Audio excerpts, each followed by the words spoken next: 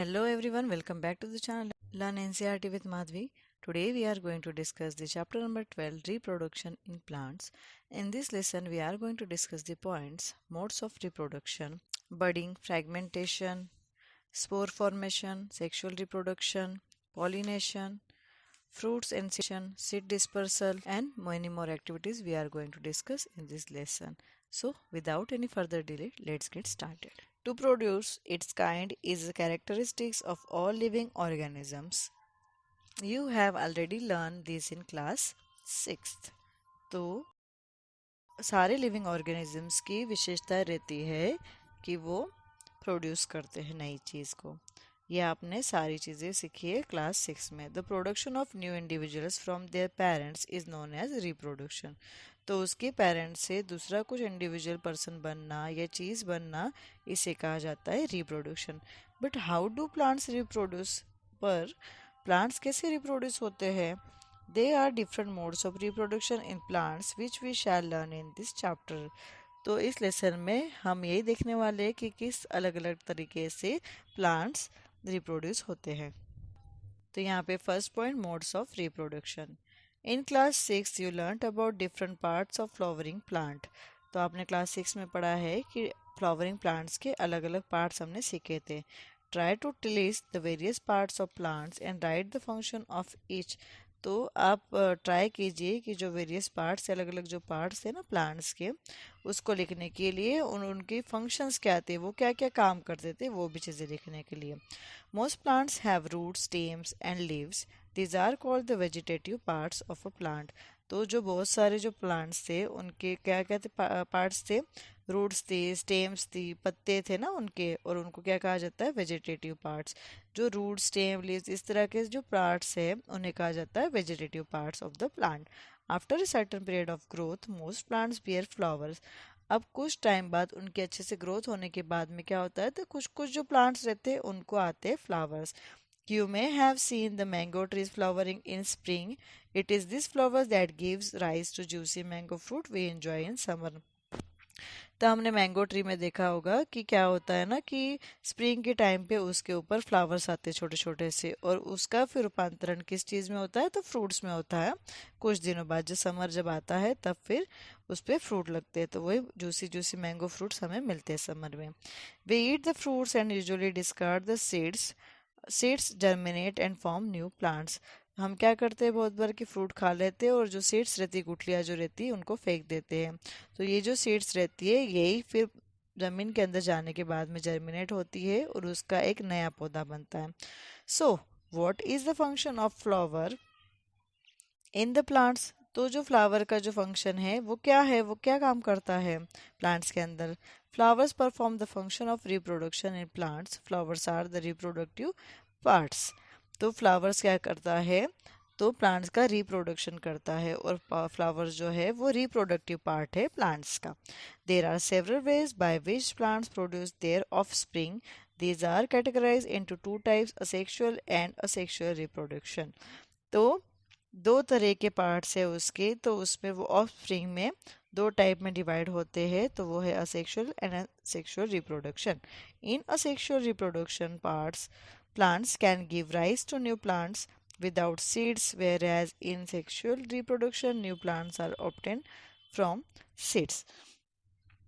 तो asexual reproduction में क्या होता है, तो वो बढ़ते हैं और नए प्लांट्स देते हैं सीड्स के बिना, जिसके अंदर सीड्स नहीं रहते हैं उनको बोलते हैं असेक्सुअल रिप्रोडक्शन। और सेक्सुअल रिप्रोडक्शन क्या रहता है, तो सीड्स से जो नए प्लांट्स बनते हैं उन्हें कहा जाता है सेक्सुअल रिप्रोडक्शन। अब पहली सोच रही है, पहली thought, that new plants always grow from seeds, but she has never seen the seeds of sugarcane, potato and rose. She wants to know how these plants reproduce. अब पहली को सवाल आया है कि प्लांट्स तो ऑलवेज बीज की वजह से ही उगते हैं, पर मैंने कभी गन्ने के या आलू के या फिर रोज के, गुलाब के कभी सीड्स नहीं देखे, तो वो कैसे बनते हैं, वो कैसे रिप्रोड्यूस होते होंगे? Asexual reproduction. In asexual reproduction, new plants are obtained without production of seeds. तो इस प्रोसेस में जो है वो प्लांट जो है सीड्स के बिना ही रिप्रोड्यूस होते हैं, उनका प्रोडक्शन होता है। Vegetative propagation. It is a type of asexual reproduction in which new plants are produced from roots, stems, leaves and buds. तो ये टाइप ऑफ असेक्सुअल रिप्रोडक्शन का है, तो वो किस तरह से है कि उसके अंदर नए प्लांट्स बनते हैं। तो किससे बनते हैं? Root, stems, leaves and buds से बनते हैं। Since reproduction is through the vegetative parts of the plant, it is known as vegetative propagation. तो जो ये वेजिटेटिव पार्ट्स रहते हैं, कौन कौन से देखे थे हमने? रूट, स्टेम्स और लीव्स और बर्ड्स। ये सारे जो है प्लांट्स के वेजिटेटिव पार्ट्स हैं। तो उससे जो रिप्रोडक्शन होता है, प्रोड्यूस नई चीज़ होती है, उसे कहा जाता है वेजिटेटिव प्रोपेगेशन। उसके लिए यहाँ पे दी गई है एक्टिविटी 12.1, कट ब्रांच ऑफ रोज और चंपा with node.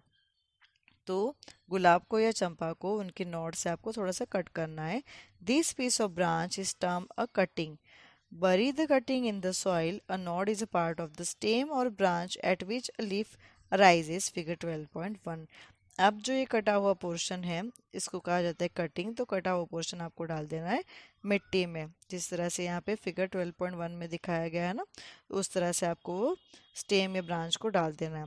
Water the cutting every day and observe it's growth. और उस जो कटिंग को हमने डाला था उसको डेली पानी देना है, और डेली आपको ध्यान देना है कि क्या हो रहा है, उसके अंदर क्या क्या चेंजेस आ रहे हैं। Observe and record the number of days taken for roots to come out and new leaves to arise.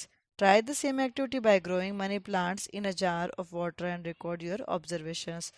तो आपको क्या करना है? कुछ दिन देखना है और रिकॉर्ड करना है कि कितने दिनों बाद उस रूट्स में से लीव्स निकले हैं।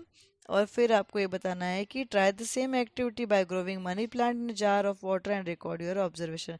तो इसी तरह से आपको मनी प्लांट का जो प्लांट रहता है, एक बॉटल में आपको पानी लेना है, उसके अंदर उसकी स्टेम डाल देनी है और फिर उसे ऑब्जर्व करना है कि कितने दिनों बाद उसको स्टेम्स आती है। तो यहाँ पे फिगर 12.1 देख लेते हैं, स्टेम कटिंग ऑफ रोज। तो हमने नॉट से उसको काटा था और फिर बाद में उसको किया था, तो छोटा सा बर्ड इन द एक्साइल, ये दिख रहा है ना छोटा सा, तो वो हमें आया है, ये दिख रहा है यहाँ पे। You must have seen flower birds developing into flowers. तो आपने हमेशा देखा होगा कि बर्ड्स के बाद में वो क्या होता है, बर्ड्स जो है वो फूलने के बाद में फ्लावर्स बनते हैं।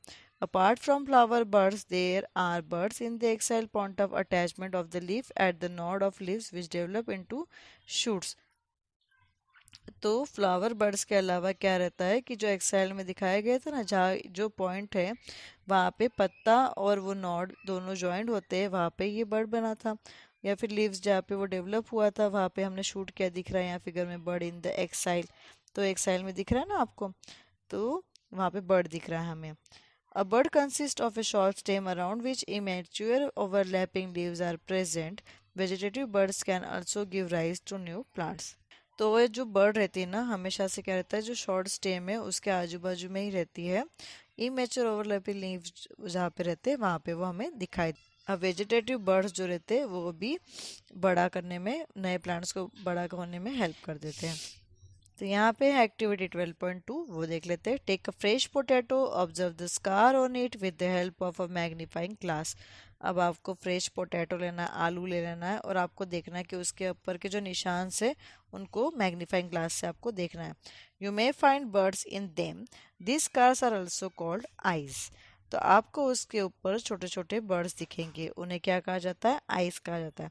Cut the potato into small portions each with an eye and bury them in the soil। अब इन पोटैटो को काट देना है आपको और फिर छोटे छोटे पीसेस में काट देना है, और जो बर्ड्स वाला पोर्शन था उसको आपको डालने देना है मिट्टी में। Water the pieces regularly for a few days and observe there progress. अब आपको इसको पानी देते रहना है और कुछ दिनों तक ऑब्जर्व करना है उसकी प्रोग्रेस क्या होती है। What do you find? फिर आपको क्या मिला? Likewise, you can also grow ginger, figure 12.3, और टर्मरिक। इसी तरह से आप जिंजर या फिर टर्मरिक को भी उगा सकते हैं। Biofilm sprout leaf plant has buds in the margins of leaves, figure 12.4। 12.4 में फिगर में दिखाया गया है leaf of A biofilm with birds in the margin. अलग अलग मार्जिन पे उसको बर्ड से उस प्लांट के लीव्स के ऊपर। If a leaf of this plant falls on a moist soil, each bud can give rise to a new plant। अब अगर ये पत्ता मॉइस्ट जो गीली मिट्टी है इसके ऊपर अगर गिर जाता है, तो वो जो बर्ड्स है वो हर एक बर्ड्स के पास से एक नया प्लांट उगना शुरू हो जाएगा। Roots of some plants can also give rise to new plants. अब जो प्लांट्स के रूट्स जो रहते हैं वो भी नए प्लांट बनने में हेल्प करते हैं। Like sweet potato and dahlia are examples है उसके। स्वीट पोटैटो जो शकरकंद है ना, दहलिया वगैरह, तो वो उसके एग्जाम्पल्स है। Plants such as cacti produce new plants when their parts get detached from main plant body. तो जो कैक्टी प्लांट्स रहता है तो वो भी प्रोड्यूस करते हैं। किस तरह से करते हैं? तो अगर उनका मेन पार्ट उनकी बॉडी से निकाल दिया जाता है तो भी वो नए प्लांट बनाते हैं। Each detached part can grow into a new plant. तो जो निकाला हुआ पार्ट है वो नया प्लांट बनाने में हेल्प करता है। वो जो wants to know if there is any advantage of vegetative propagation. वो जो पूछता है कि इसका वेजिटेटिव प्रोपेगेशन का कोई एडवांटेजेस है क्या। Plants produced by vegetative propagation take less time to grow and bear flowers and fruits earlier than those produced from seeds. तो जो प्लांट्स वेजिटेटिव प्रोपागेशन से हमें बनते हैं वो सीड्स के कंपैरिजन में जल्दी मिलते हैं। उसके ऊपर फ्लावर्स भी जल्दी से आते हैं और फल भी जल्दी आते हैं उसके। The new plants are exact copies of the parent plant as they are produced from a single parent. अब जो नया प्लांट रहता है वो सेम उसके पेरेंट प्लांट की कॉपी रहता है और वो सिंगल पेरेंट से ही बनता है। Later in this chapter, you will learn that plants produced by sexual reproduction have characters of both the parents. Plants produce seeds as a result of sexual reproduction. तो अब उसके आगे आप इस लेसन में पढ़ेंगे कि आप दोनों पेरेंट्स के हिसाब से कैसे आपको सीड्स मिलती है, ये हम देखने वाले हैं। तो वहाँ पे है बर्डिंग। You have already learnt about the tiny organisms like yeast can be seen only under a microscope. तो आपने यीस्ट के अंदर छोटे छोटे से ऑर्गेनिजम्स देखे होंगे। माइक्रोस्कोप से मदद से हम जब यीस्ट को देखते हैं ना तो आपने ये देखा होगा कि इसके अंदर छोटे छोटे से ऑर्गेनिजम्स हैं।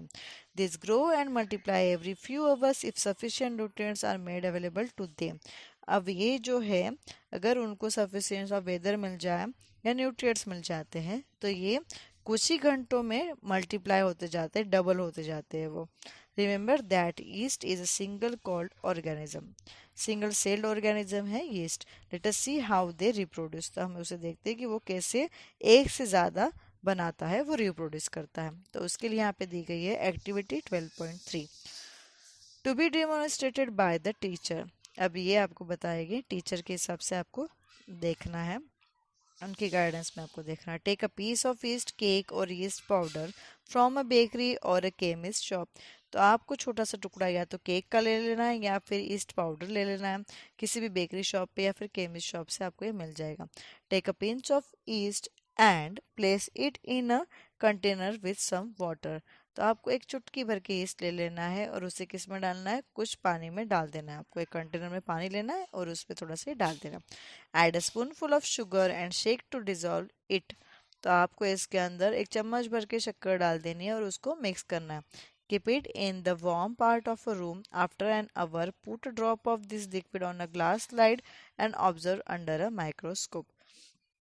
आपको अपने घर के किसी गर्म हिस्से में ये रख देना है और 1 घंटे बाद आपको इस लिक्विड का एक ड्रॉप ग्लास के ऊपर डाल देना है और उसको ऑब्जर्व करना है माइक्रोस्कोप के नीचे।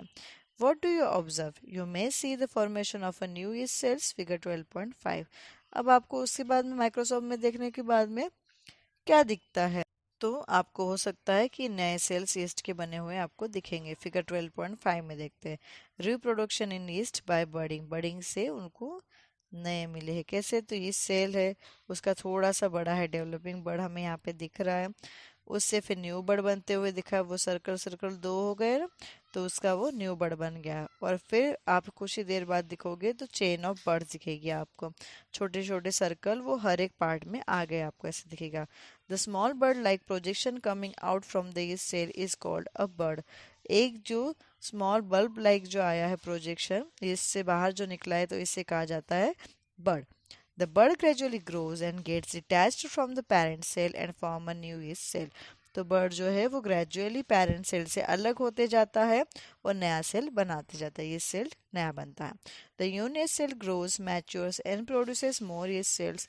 अब जो ये नया यीस्ट वाला सेल बना है तो वो क्या करता है, बढ़ता है, मैच्योर होता है और वो उसका भी एक नया सेल बनाता है। Sometimes another bird arise from the bird forming a chain of birds. तो तो कभी कभी क्या होता है, ये बर्ड जो रहते हैं ये चेन सी बना देते हैं और एक एक एक ही बर्ड बनाते जाते हैं और फिर इनकी एक चेन सी बन जाती है। If this process continues a large number of yeast cells are produced in a short time. अगर ये प्रोसेस कंटिन्यूसली चलती रही तो कुछ ही देर में बहुत बड़ी मात्रा ईस्ट सेल्स की हो जाएगी। नेक्स्ट है यहाँ पे फ्रेगमेंटेशन। अब फ्रेगमेंटेशन क्या है? You might have seen slimy green paste in ponds और in other stagnant water bodies. These are the algae. अब आपने देखा होगा कि एक स्लाइमी सा एक चिकना चिकना से ग्रीन कलर की परत हमें पॉन्ड्स के आजू बाजू में दिखती है, या फिर जो पानी की सतह रहती है उसके ऊपर हमें दिखाया जाता है, तो वो क्या रहते हैं? अलगी रहते हैं। When water and nutrients are available, algae grow and multiply rapidly by fragmentation. अब जब पानी और न्यूट्रिएंट्स मिलते हैं अलगी को बढ़ाने के लिए हेल्प कर देते हैं, तो अलगी जो है ना वो फटाफट से डबल होती जाती है। कौन से प्रोसेस से? फ्रेगमेंटेशन से। An alga breaks up into two or more fragments. These fragments or pieces grow into new individuals, figure 12.6. This process continues and they cover a large area in a short period of time. अब ये जो fragments की process से होता है ना, तो कभी कभी क्या होता है, इससे एक से दो इंडिविजुअल्स भी बन जाते हैं, जैसे कि यहाँ पे फिगर 12.6 में दिखाया जाता है। और ये प्रोसेस कंटिन्यूस होती जाती है, इतनी फास्ट रहती है कि कुछ ही कम टाइम में भी ये लार्ज एरिया कवर कर सकती है। तो यहाँ पे 12.6 फिगर में दिखाया गया है फ्रैगमेंटेशन इन ए स्पाइगरा एंड अलगा। तो इसके एक पार्ट था, एक के दो पार्ट बनते हुए हम यहाँ पे फिगर में देख रहे हैं। नेक्स्ट है यहाँ पे spore formation. In chapter 1 you learn that the fungi on a bread piece grow from spores which are present in the air.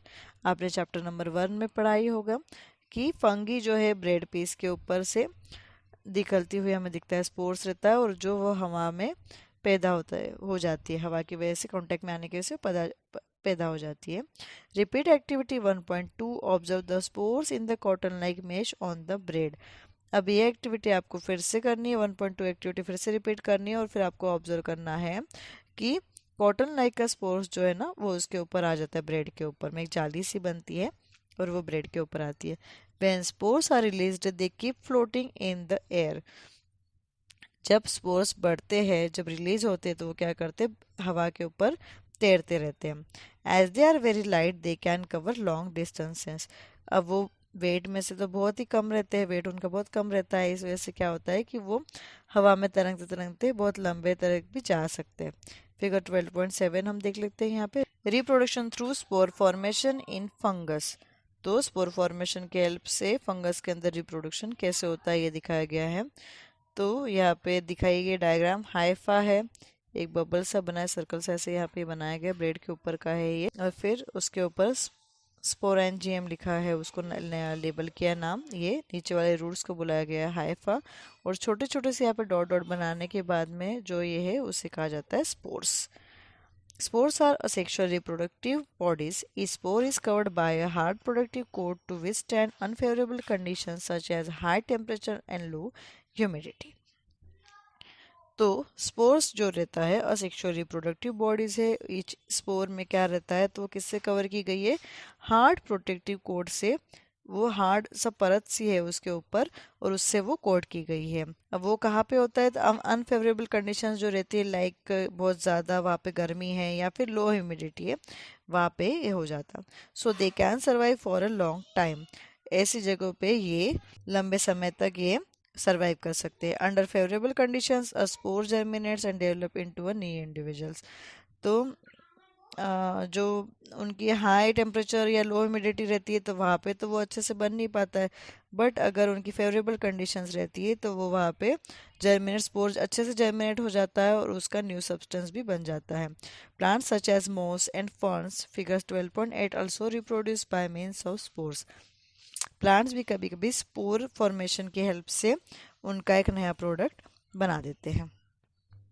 Next point है यहाँ पे 12.2 सेक्सुअल रिप्रोडक्शन। अब सेक्सुअल रिप्रोडक्शन से कैसे नया प्रोडक्ट बनता है ये हमें देखना है।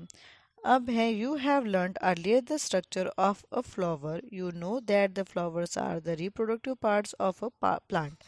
तो आपने पहले फ्लावर्स का स्ट्रक्चर यहाँ पे देखा गया है और फिर देखा है कि फ्लावर्स कैसे रिप्रोडक्टिव पार्ट्स है किसी प्लांट का, किसी प्लांट्स का रिप्रोडक्शन फ्लावर्स के थ्रू होता है, ये हमने देखा है। Stamens are the male reproductive part and pistils is the female reproductive part. तो स्टेमन्स जो रहता है वो मेल प्रोडक्ट है और पिस्टल्स जो है वो फीमेल रिप्रोडक्टिव पार्ट है। फिगर 12.9 में दिखाया गया है यहाँ पे। Activity 12.4 Take a mustard china rose petunia flowers and separate its reproductive parts. Study the various parts of a stamen and pistil. तो आपको क्या करना है, या तो मस्टर्ड के या फिर चाइना रोज के या पेटूनिया फ्लावर्स के ले लेने हैं, उसको जो रिप्रोडक्टिव पार्ट्स हैं उनको निकाल दे और फिर उनको स्टडी करनी है। जो वेरियस पार्ट्स होते हैं स्टेमन और पिस्टल्स के बारे में पढ़ना है। Flowers which contain either only pistils और only stamens are called unisexual flowers. कि फ्लावर्स के अंदर अगर पिस्टल्स है या फिर ओनली स्टेमन्स है तो उन्हें कहा जाता है यूनिसेक्सुअल फ्लावर्स। और flowers which contain both stamens and pistils are called bisexual flowers. और ये दोनों चीज़ स्टेमन्स और पेस्टल दोनों चीज़ें अगर फ्लावर्स के अंदर रहती है तो उसे कहा जाता है bisexual flowers. Corn, papaya and cucumber produce unisexual flowers. तो अब यूनिसेक्सुअल फ्लावर्स के कौन कौन से एग्जांपल्स है, like corn, papaya and cucumber है। वेयर एज मस्टर्ड, रोज और पेनोटिया ये है बायसेक्सुअल फ्लावर्स के हैं। Both in male and female unisexual flowers में be present in the same plant और इन अ डिफरेंट प्लांट्स। तो ये दोनों ही चीज़ें जो है वो सेम प्लांट के अंदर भी हो सकती है या फिर डिफरेंट डिफरेंट प्लांट्स के अंदर भी। अभी हम यहाँ पे फिगर 12.9 देख लेते हैं। यहाँ पे दो डायग्राम निकाली गई है, पिस्टल्स की है और स्टेमन की। स्टेमन के अंदर क्या क्या रहता है, तो एंथर रहता है, फिलामेंट रहता है, ये हो गया मेल रिप्रोडक्टिव पार्ट्स। और फीमेल रिप्रोडक्टिव पार्ट्स में क्या है, स्टिग्मा है, स्टाइल है, ओवरी, ओवेल्यूएट, ये सारे parts. Could you identify the another and the filament of the stamen? अंदर contain pollen grains which produce male gametes। तो आपने कभी आइडेंटिफाई किया है क्या फिलामेंट्स ऑफ स्टेमेन को, या फिर अनदर कंटेंट आपने कोई देखा है क्या मेल गैमेट्स का जो प्रोड्यूस करता है मेल गैमेट्स का। अब pistol consist of stigma, style and ovary. Pistols के अंदर मैंने जिस तरह से दिखाया तो उसके अंदर कौन से पार्ट्स रहते हैं, स्टिग्मा है, स्टाइल है एंड ओवरी है। ओवरी कंटेन्स वन और मोर ओवेल्यूट्स। ओवरी जो है उसके अंदर एक या दो ओवेल्यूट्स होते हैं। द फीमेल गेमेट और the egg is form in an ovule. तो जो फीमेल जो रहती है तो वो एग फॉर्म करती है और ओवेल्यूट होती है। Figure 12.9 B in sexual reproduction a male and a female gamete fuse to form a zygote. तो ये क्या करती है, फॉर्म में जाइगोटा बनाती है। Bujo wants to know how the male gamete in the pollen grain reached to the female gamete present in the ovular। तो ये कैसे होता है कि मेल और फीमेल पोलन कैसे होता है, तो वो देखना ओवुलेट कैसे होता है। पॉलिनेशन एक प्रोसेस है। Generally pollen grains have a tough protective coat which prevents them from a drying up. तो जनरली पोलन ग्रेन्स जो रहती है उसके ऊपर एक परत रहती है, प्रोटेक्टिव कोट रहता है उसके ऊपर, और वो क्या होता है कि वो सूखने से बचे इसके लिए ऊपर उसके ऊपर ये परत रहती है। Since pollen grains are light they can be carried by wind, और तो वो बहुत लाइट वेट होने की वजह से क्या होता है, या तो हवा से या फिर पानी की वजह से ये बह जाते हैं। Insect visit flowers and carry away pollen on their bodies. तो इंसेक्ट्स क्या रहता है कि जब फ्लावर्स के ऊपर जाते हैं, जो पोलन है उनके बॉडी के ऊपर भी आ जाता है कभी कभी।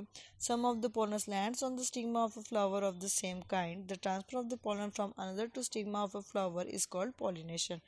तो ये क्या होता है ना, जाके फिर कभी कभी फूलों के ऊपर चला जाता है, तो ये पोलन का ट्रांसफर होना स्टिग्मा से फ्लावर के ऊपर, इसे कहा जाता है pollination. If the pollen lands on the stigma of the same flower और another flower of the same plant it is called self pollination.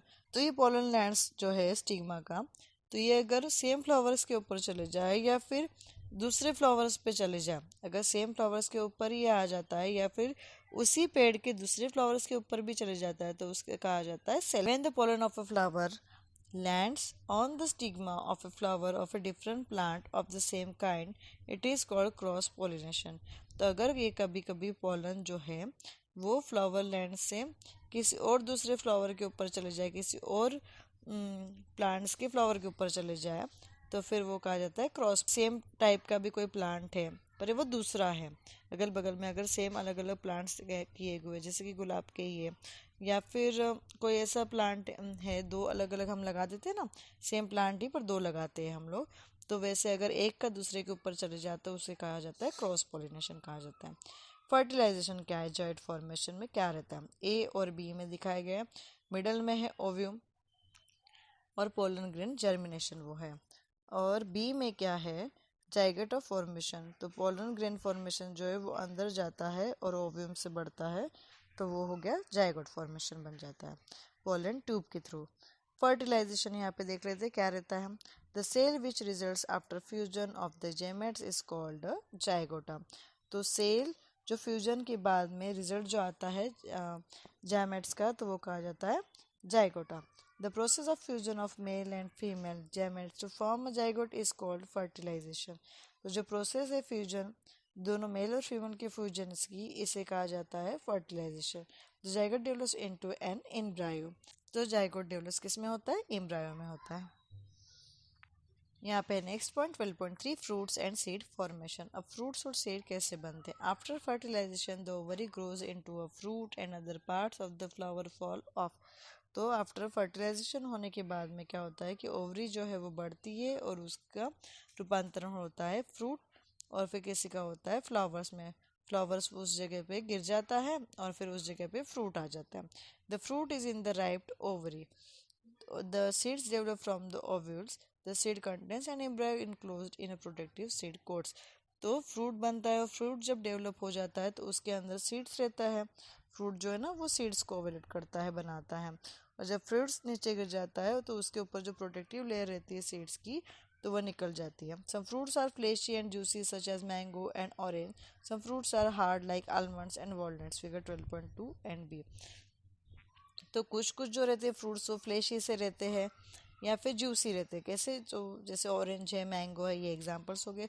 कुछ फ्रूट्स जो रहते हैं वो हार्ड रहते हैं, जैसे कि आलमंड्स है, बादाम है, या फिर अखरोट है। उस टाइप के जो फ्रूट्स रहते हैं वो हार्ड कोटिंग वाले रहते हैं। नेक्स्ट पॉइंट है यहाँ पे 12.4 seed dispersal. In nature, same kind of plants grow at different places. This happens because seeds are dispersed to different places. अब एक ही तरह के जो प्लांट्स रहते हैं ना वो अलग अलग जगह पे होते हैं।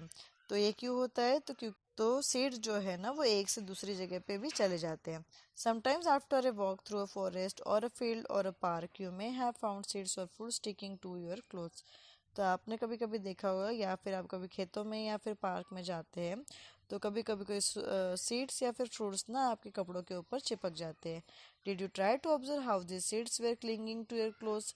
तो आपने कभी देखा है क्या कि ये सीड्स किस तरह से आपके कपड़ों पर चिपक जाते हैं। What do you think will happen if all seeds of a plants were to fall at the same place and grow there. तो आप क्या सोचते हैं, तो आप क्या सोचते हैं कि अगर जो है कि प्लांट्स के जो सीड्स है वो सेम जगह पे गिर जाए और वहीं पे बढ़ जाए, तो there would be severe competition for sunlight, water, minerals and spaces. तो उस वजह से क्या होगा कि कंपटीशन होने लग जाएगी उनके अंदर, क्योंकि उनको धूप भी चाहिए, पानी भी चाहिए, मिनरल्स भी चाहिए और जगह भी चाहिए। As a result the seeds would not grow into healthy plants. तो उसका रिजल्ट क्या होगा कि जो सीड्स है उससे हेल्दी प्लांट्स नहीं बन पाएंगे। Plants benefits by seed dispersal. तो प्लांट्स को बेनिफिट्स तभी होंगे जब सीड्स का डिस्पर्सल होगा। सीड्स एक जगह से दूसरी जगह पे अगर जाएंगे तो ही उसको फायदा होगा। It prevents competition between the plants and it's oven seedling from sunlight, water and minerals. तो ये क्या करेगा, जो कंपटीशन हमने बताई कि सनलाइट, पानी और मिनरल्स की कंपटीशन शुरू हो जाएगी, इससे भी वो बच जाएंगे और अलग से उनको सेपरेट जगह भी मिल जाएगी। It also enables the plants to invade new habitats for wider distribution. और ये न्यू हैबिटेट्स बनने के लिए और बढ़ने के लिए उनको, वो भी उसको प्रिवेंट कर देंगे। Seeds and fruits of plants are carried away by wind, water and animals. तो ये सीड्स और फ्रूट्स जो है ना वो हवा, पानी या फिर जानवरों की हेल्प की वजह से एक जगह से दूसरी जगह पे चले जाते हैं। Winged seeds such as those of drumstick and maple. Figure 12.13 and A and B, light seeds of grasses, of hairy seeds of oak, mandar and hairy fruit of sunflower। तो सीड्स जो रहती है जैसे कि ड्रम स्टिक की seeds है या फिर मैपल की है, या फिर यहाँ पे दिखाया गया है कि ग्रासेस वाली जो है हेरी सीड्स ऑफ आक, मंदार की, या फिर हेरी फ्रूट सनफ्लावर की जो है 12.14 ए और बी में दिखाई गई है। तो उस तरह की जो है ये blown off with the wind off to far away places. तो हवा की हेल्प से वो बहुत दूर तक चले जाते हैं। Some seeds are dispersal by water. This fruits और seeds usually develop floating ability in the form of spongy और fibrous outer coat as in the coconut. अब कुछ जो रहते हैं ना वो पानी की हेल्प से एक जगह से दूसरी जगह पे चले जाते हैं। तो पानी पे अब कुछ फ्रूट्स की जो एबिलिटी रहती है वो अच्छी रहती है कि वो पानी के ऊपर भी तैर सकते हैं। कैसे? जैसे कि कोकोनट है तो उसके ऊपर की जो लेयर रहती है वो स्पॉन्जी सी रहती है या फिर उसके ऊपर फाइबरस कोट्स रहता है, तो पानी के ऊपर अच्छे से तैर के एक जगह से दूसरी जगह चली जाती है। Some seeds are dispersal by animals, especially spiny seeds with hooks which get attached to the bodies of animals and are carried to distance places. अब कुछ जो चीज़ें रहती है, कुछ जो सीड्स रहती है वो एनिमल की हेल्प से चली जाती है, तो वो उनके बॉडी के ऊपर चिपक जाती है और एक जगह से दूसरी जगह पे जाके वो गिर जाती है। Examples are Xanthium and Urena. इस जैसे जो एग्जाम्पल्स है वो एनिमल्स की बॉडी के ऊपर जाके चली जाती है। Some seeds are disperse when the fruits burst with the sudden jerk. The seeds are scattered far from the parent plant. This happens in the case of castor and balsam. अब कुछ जो seeds है like castor और balsam जैसे, तो वो क्या होते हैं कि एकदम से फूटते हैं वो और फिर वो अपने पेरेंट प्लांट से दूर जाके गिर जाते हैं और अलग सा उसका एक प्लांट बन जाता है। फिगर्स देख लेते हैं हम यहाँ पे। तो फिगर है 12.13 seeds of drum stick and maple. Maple और ड्रम स्टिक की सीड्स दिखाई गई है। उन दोनों के यहाँ पे नेम लेबल किए गए। सीड्स से बीच वाला जो सेंटर है उसे कहा गया विंग है। और सेकेंड है फिगर 12.14 ए द हेरी फ्रूट ऑफ सनफ्लावर दिखाया गया है और दूसरा है हेरी सीड ऑफ मदार आग का दिखाया गया है। यहाँ पे दिखाया गया है सनफ्लावर दिखाया गया है और दूसरा दिखाया गया यहाँ पे मंडार आग का हेरी सीड दिखाया गया। थर्ड भी यहाँ पे एक डायग्राम दिखाई गई है, वो है जैंथियम की। 12.15 जो फिगर है उसकी दिखाई गई है। सो एवरीवन, यहाँ पे ये लेसन कंप्लीट होता है। मैंने कोशिश की कि सारे पॉइंट्स मैं आपको अच्छे से डिस्क्राइब कर पाऊँ और अच्छे से समझाओ पाऊँ, और आशा करती हूँ कि आपको सारे पॉइंट्स जो है अच्छे से क्लियर हो गए होंगे। किसी भी पॉइंट पे ये वीडियो अच्छी लगी होगी तो प्लीज़ सब्सक्राइब कर देना और लाइक एंड शेयर भी कर देना। मिलते हैं इसी लेसन के क्वेश्चन एंड आंसर वाली वीडियो में। Till then you guys, bye bye and lots of blessings to all of you.